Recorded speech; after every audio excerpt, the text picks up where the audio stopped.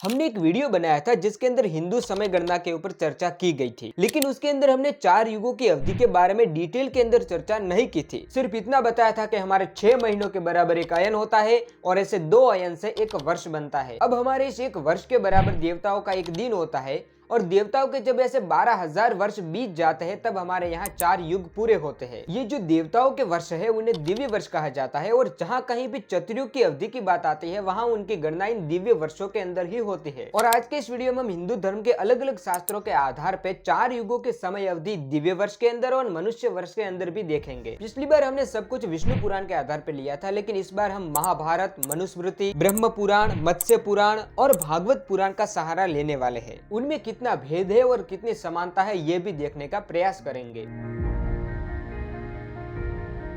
जब हम समय गणना देखते हैं तो हमें इतना पता होना चाहिए कि दिन और रात के समय से संध्या और संध्यांश का समय अलग गिना जाता है। महाभारत के वन पर्व में 4000 दिव्य वर्ष का सतयुग बताया गया है और उनकी संध्या और संध्यांश की अवधि 800 दिव्य वर्ष है, माने सतयुग 4800 दिव्य वर्ष का है। इसी प्रकार त्रेता युग को 3000 वर्ष का और संध्या संध्यांश को मिलाकर 3600 दिव्य वर्ष का है। द्वापर युग की अवधि 2000 दिव्य वर्ष है और संध्या वगैरह को मिलाकर 2400 वर्ष पूरा होता है। कलयुग को सबसे छोटा बताया गया है, इसमें 1000 दिव्य वर्ष का कलयुग और संध्या एवं संध्यांश को मिला के 1200 दिव्य वर्ष का संपूर्ण होता है। ये हमने दिव्य वर्ष माने देवताओं के वर्ष के आधार के ऊपर समय गणना देखी। अगर हम इन्हें मानव वर्ष के आधार पर देखें तो सतयुग 17,28,000 वर्ष का, त्रेता युग 12,96,000 वर्ष का, द्वापर युग 8,64,000 वर्ष का और कलयुग 4,32,000 वर्ष का होता है। ये जो गणना है वो 4:3:2:1 के आधार पे चलती है। जैसे कि सतयुग की अवधि में से अगर आप 25% कम करें तो आपको त्रेता की अवधि मिल जाएगी और त्रेता में से 25% कम करने से द्वापर की मिल जाएगी और इसी तरह कलयुग की भी। तो ये हमने महाभारत के आधार पे देखा। अब हम आगे बढ़ते हैं।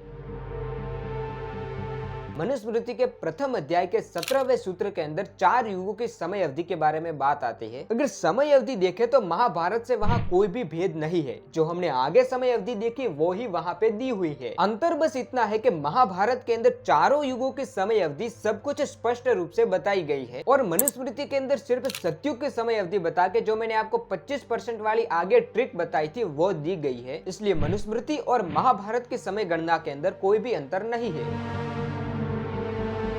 मत्स्य पुराण में जो 4 युगों की समय अवधि दी गई है वो हमने महाभारत और मनुस्मृति के आधार पे देखा, उससे बिल्कुल भी भिन्न नहीं है। मत्स्य पुराण के 142वें अध्याय में जो हमने आगे देखा वही सब कुछ विस्तार पूर्वक बताया हुआ है, लेकिन इसके अंदर गणना की एक और रोचक बात मिलती है जो आपको जाननी चाहिए। मैंने आपको पिछले वीडियो में पृथ्वीलोक, उसके ऊपर स्वर्गलोक और उसके ऊपर ब्रह्मलोक, इन 3 लोकों की समय गणना को कंपेयर करके बताया था। आपको पता होना चाहिए कि पृथ्वीलोक और स्वर्गलोक के बीच में चंद्र मार्ग से पितृलोक है। अब जिस प्रकार हमारे एक साल के बराबर स्वर्गलोक का एक दिन होता है, उसी प्रकार हमारे एक मास के बराबर पितृलोक का एक दिन होता है। स्वर्गलोक के काफी ऊपर तपोलोक माना जाता है जिसके अंदर हमारे सप्तर्षि रहते हैं। अब मनुष्यों के 3030 वर्षों का एक सप्तर्षि वर्ष होता है और हमारे 9090 मानुष वर्षों का एक ध्रुव संवत्सर होता है। ये सिर्फ मैंने आपको जानकारी के लिए बता दिया। अब हम फिर से युगों की ओर लौटते हैं।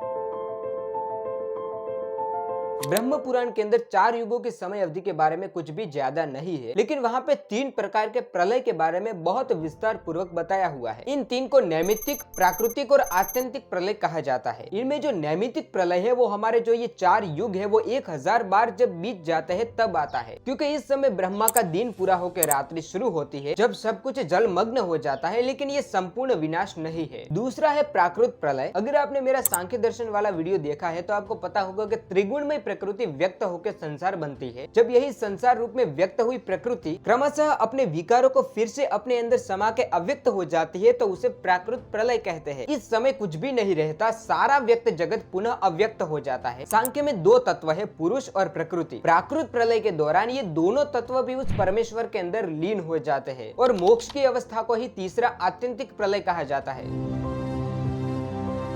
भागवत पुराण के अंदर भी वही समय गणना मिलती है जो हमने आगे देखा। इसका वर्णन हमें 3.11.18 के अंदर मिलता है। भागवत तथा आगे जो हमने सारे शास्त्र देखे उसके अंदर और इसके अंदर कोई भी समय अवधि में फेरफार नहीं है। तो ये हमने बहुत से ग्रंथों के आधार पर 4 युगों के समय अवधि को देखा। अगर किसी अन्य शास्त्र में इससे थोड़ा बहुत भिन्न वर्णन मिलता है तो कुछ ज्यादा फर्क नहीं पड़ेगा, क्योंकि अधिकतर में यही समय गणना दी हुई है। आशा करता हूँ आपको अच्छा कुछ जानने को मिला होगा। मिलते हैं हम अगले वीडियो में, तब तक जय श्री राम।